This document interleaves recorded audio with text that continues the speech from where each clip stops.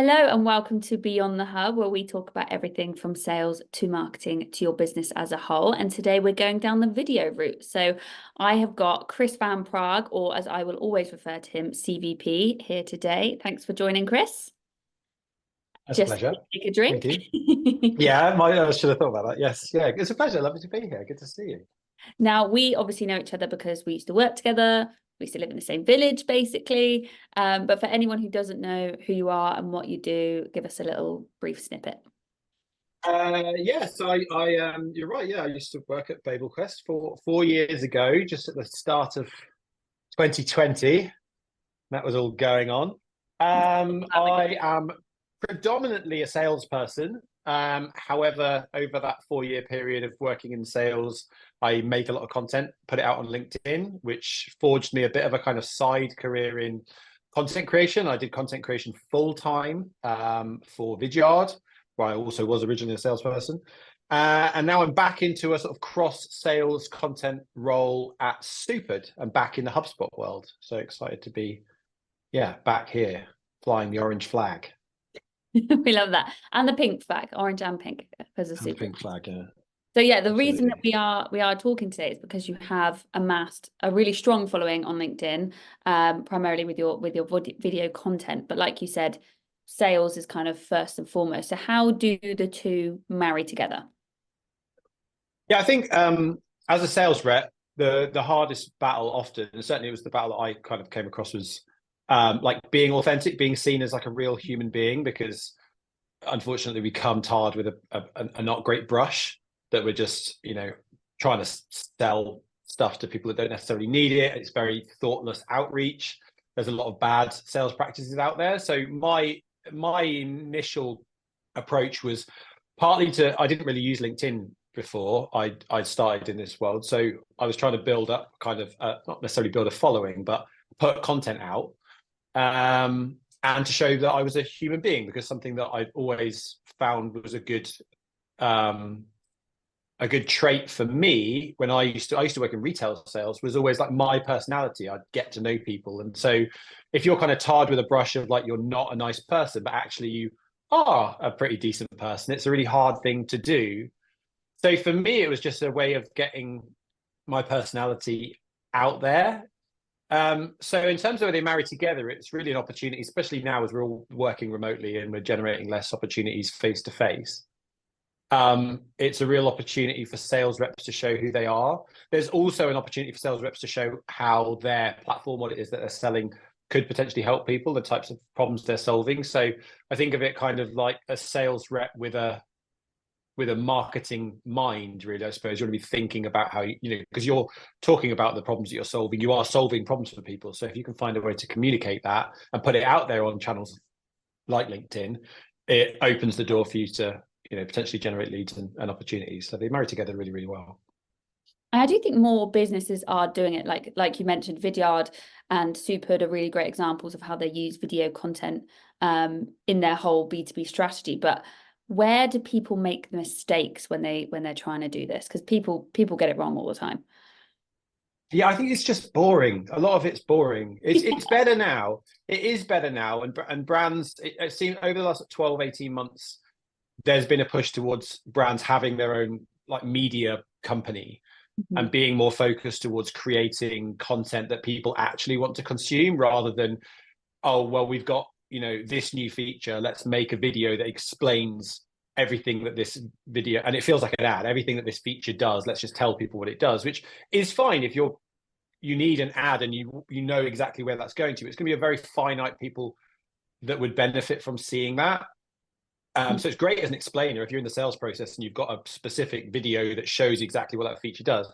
It doesn't work on LinkedIn because people aren't on LinkedIn to find out that. So I think people are thinking too platform focused or too feature focused, and not thinking about it from a what do people actually want to see. And if you can find a way of telling the story of what your business can do or what particular feature can help with, and tell it in a way that is purely customer focused and how it solves that problem for them first, then it tends to turn into a better and more engaging piece of content. That's a really good point there, what you've said. And it kind of ties back to what you said a minute ago about it being like a bit of a marketing mind, but in a sales role, in that the video needs to match where they are in their life cycle stage, or, you know, their cycle of buying. If they're in the decision stage, then that explainer video would work really well. But to actually get their attention, that's going to be so boring. Yeah, yeah. And as a sales rep, I mean, you know, right, at Vidyard and at Supered, we have loads of content that explains specific features. And I love that in the sales process, because if someone says to me, what does this do? I can just show a video, and we know video is a really engaging channel for people to help to understand that. But yeah, when we're thinking about content that's linked in, people aren't there for that type of content. They're there to be entertained. They might be there to be educated, but not about, you know, a specific feature. So I think you just have to take a step back and make it fun, right? Like, you know, it says ultimately, you know, some people will say, look, LinkedIn is a professional platform, but it's still it's a networking channel, right? Yeah. So it's an opportunity for people to you know, share some personality, and it's human first. So I think the content always needs to be human first, and that's where businesses get it wrong sometimes, when they don't want to put their faces there, they want to put the platform there, and it just doesn't land. And but it can be quite overwhelming, I think, for people who have never done it before and they want to get started. So what are some maybe like simple first steps that they can take to get started doing it? Yeah, it's a tricky one, I think, because often the battle is that people don't want to get in front of camera. Yeah. And I think that's often what leads businesses to go down that route of like creating platform specific video, because it feels safe. Yeah. So it's a tricky one, because I think you have to ask the question of like, well, why do they want to create? Like, often businesses will say, well, we know video works, so we need to create a bunch of videos. So they'll go off and do that, but they won't necessarily have the enthusiasm or the comfort in doing it. So I think in those situations, you just have to put yourself out of your comfort zone. I think it's really important to be human first. So if you've got, ideally, you've got somebody in a position that has authority. Like, ideally, you would, you know, if you want to start creating, you want the senior leadership team to be making videos explaining whatever it is they want to cover. I think that comes more authentically from someone in a senior position. But if they're not prepared to do that, then I think you need to look further down the team and see who in the team would be prepared to create video and be people first. There is a bunch of different tools out there that makes editing really, really easy, you know, for adding captions, editing through through the transcript. So editing skills are less important. I think what's most important is being people first and human first. And so I think when it comes to like the first steps, it's like build a team of people or a couple of people and incorporate creating video into part of their like weekly activities, whether maybe it's just one video. Make a video and then put it out on LinkedIn and try it a few times and try a few different things. But you've just got to start, really. And I think don't worry about the editing skills. Don't worry about making it flashy, and don't expect it to go mega viral, but just put some stuff out there. It will be more engaging. You will absolutely, I guarantee it, get more reaction and more impressions from a video post than you will get from a text post or sharing a company blog. I guarantee it, just because that's just the nature. It's sticky. Video is sticky. It's a thumb stopper. And especially if you've got someone's face in the team. So think about the people who would want to do it and just start somewhere.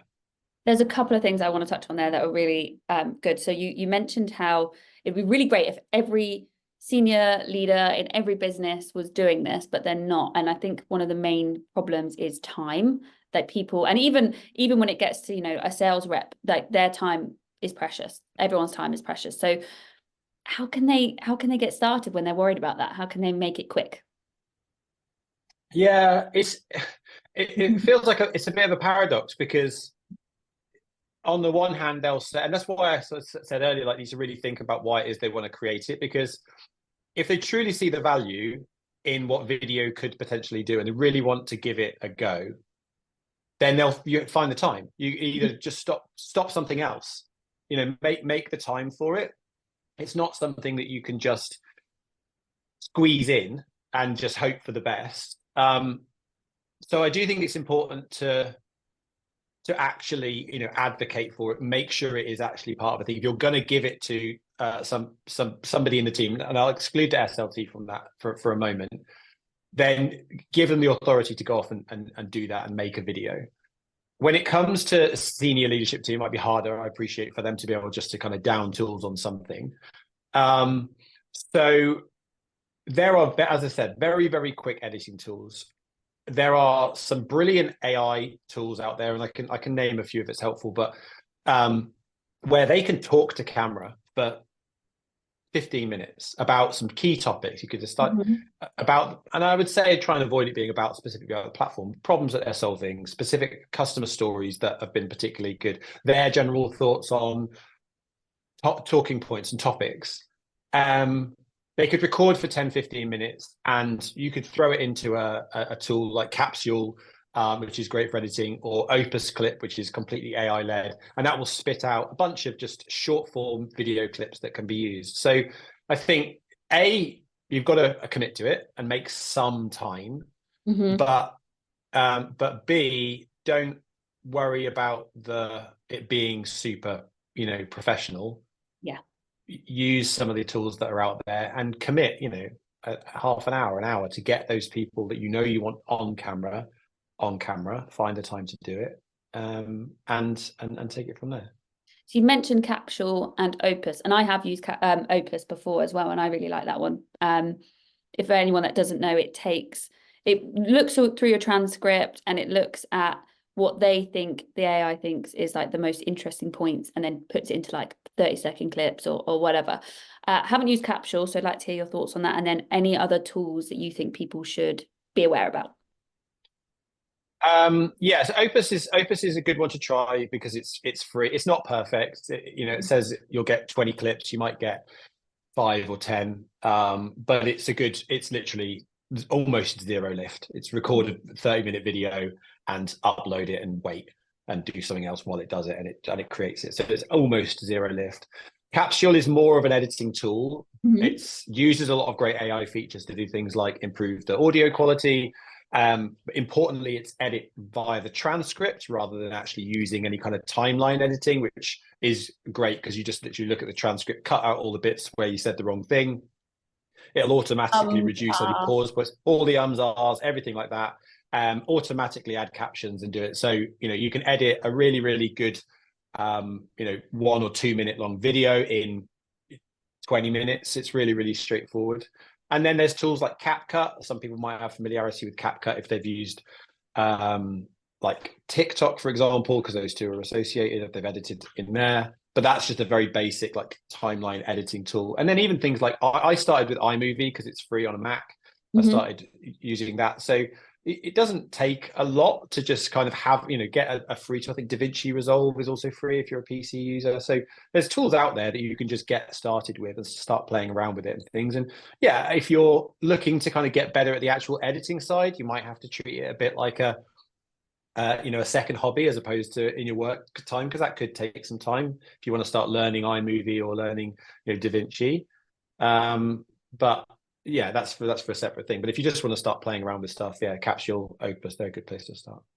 So kind of talked about, the tools so people can do it. You don't need to be an editor, don't need to be a filmmaker. You can just do it on your iPhone or an Android if you're one of them.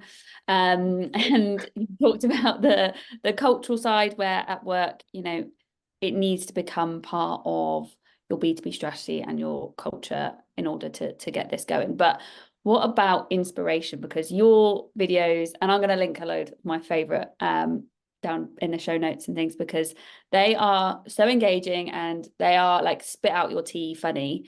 So where do you get your inspiration from?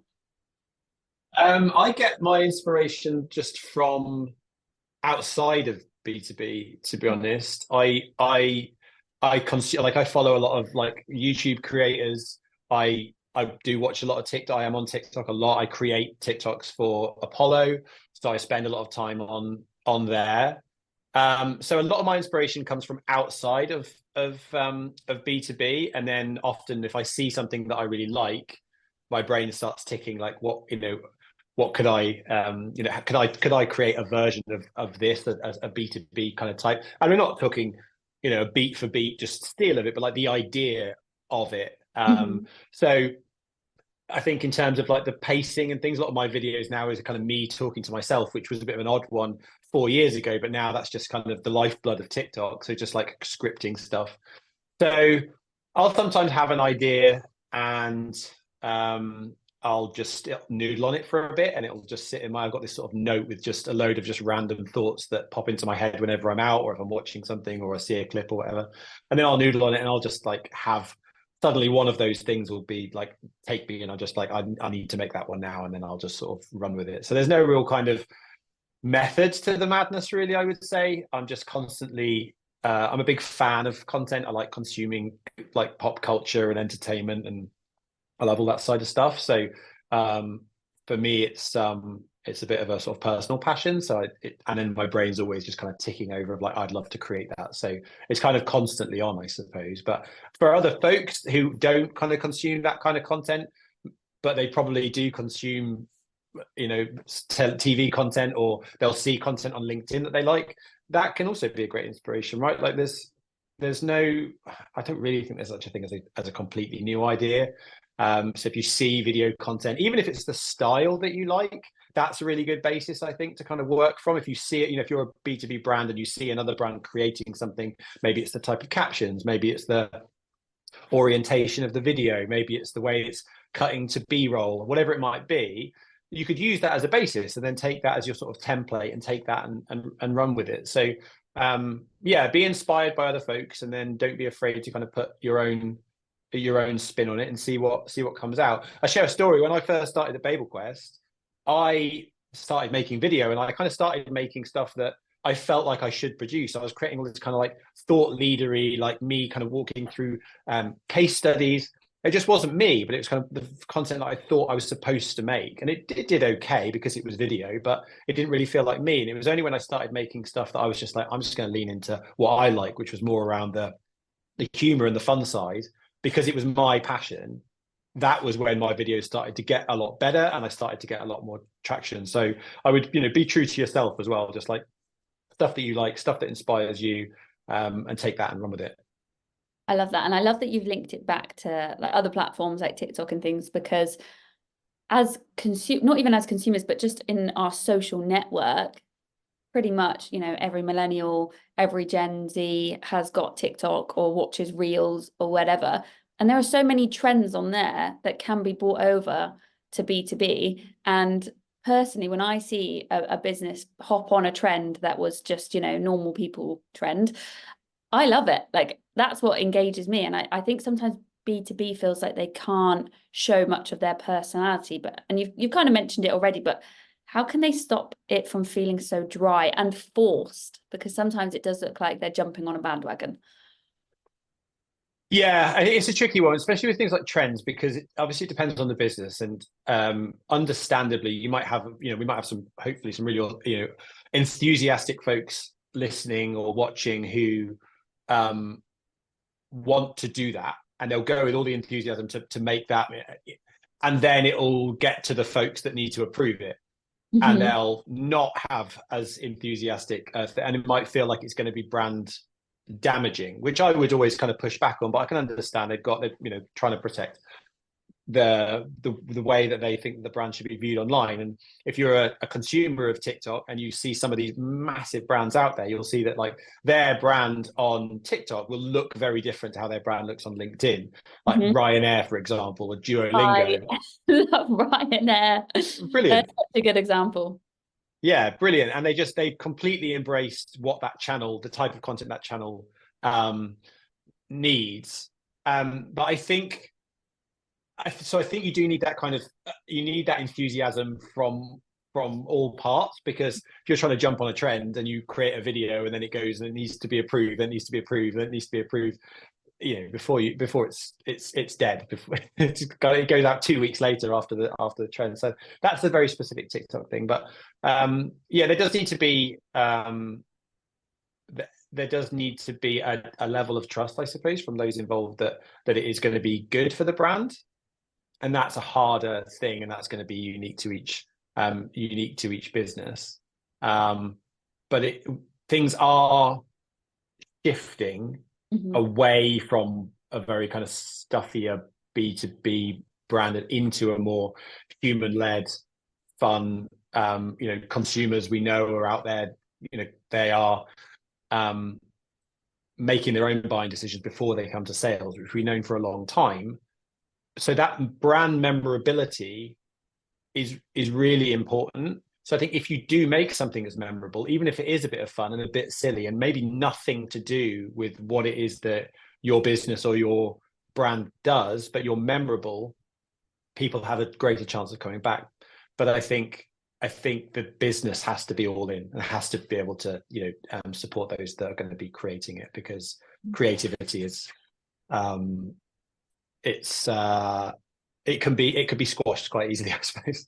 Yeah, and especially with everything happening with AI, these kind of videos are a great way to cut through the noise at the moment. I mean, it'll come a time where maybe AI videos steal them, but for now, they kind of cut through the noise. So where do you see trends in video marketing for, B2B sales or just on LinkedIn in general? Where do you see it kind of going?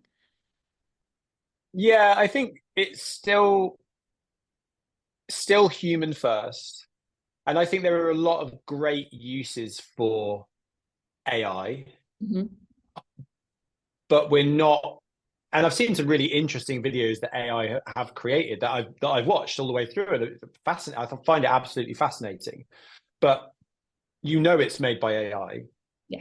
And and some people might say, well, that's brilliant. Like, I'm all in. Let's embrace that. But there is a very sort of, I don't know. There's something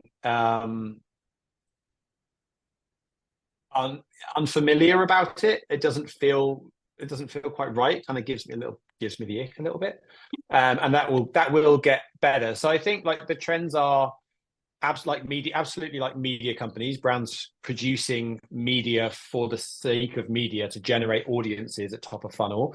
So creating bingeable content, series of content, that's happening more. And whether they choose to do that internally or they outsource it for companies to create that kind of content for them to build an audience there. Human-led stuff. So a lot more human-led video content everywhere, which I've been banging that drum for years, and it's a slow drip feed, but it's still happening. So that will continue, I think. And yeah, I think businesses will start to shift more to the kind of content that consumers are used to on channels like TikTok. It is slowly happening, and you see some major brands on there doing really, really well and flying the flag for it and things. So I think that kind of fun, humor-led, less produced, less polished video content is still continuing to go to more towards the human side. And we haven't even touched on the LinkedIn video beta that's coming, because that's gonna really hopefully change how it's seen on LinkedIn as well, and hopefully get more businesses behind making content. Do you think? Yeah, 100%. Yeah, I've seen it. It's interesting because it's brought lots of videos that I wouldn't have seen. I mean, when I go up through my LinkedIn feed now, 1 in maybe 10 posts, probably more, is video. And you go to that feed, and it's only portrait, as far as I can tell. It seems to be only portrait video. So they are prioritizing that TikTok, Reels type of feed. As we know it's in beta, so it'll be interesting to see how it continues. But yeah, absolutely, I think that's a great opportunity for businesses going to try and jump on video to have your brand seen by an audience that otherwise wouldn't see it. Because if you're creating portrait video content, there's a good chance it's going to end up on that feed and be seen outside of all of this other text-based content that's a lot easier to scroll past. Amazing. And I actually haven't asked you about any kind of specific examples of how you've used video that then resulted in business, or it's resulted in connections with real life customers. So are there any highlights that you can pick out for us? I think for me, the thing that I'll never get used to, but is always great, is if I create video almost purely for entertainment purposes.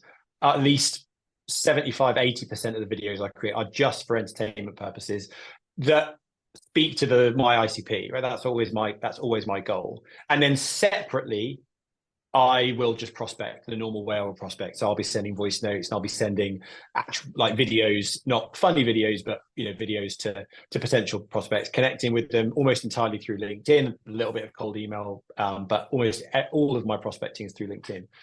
So what I absolutely love is when I outreach to somebody, and this happens more often than I ever would have expected to, is people, they know who I am.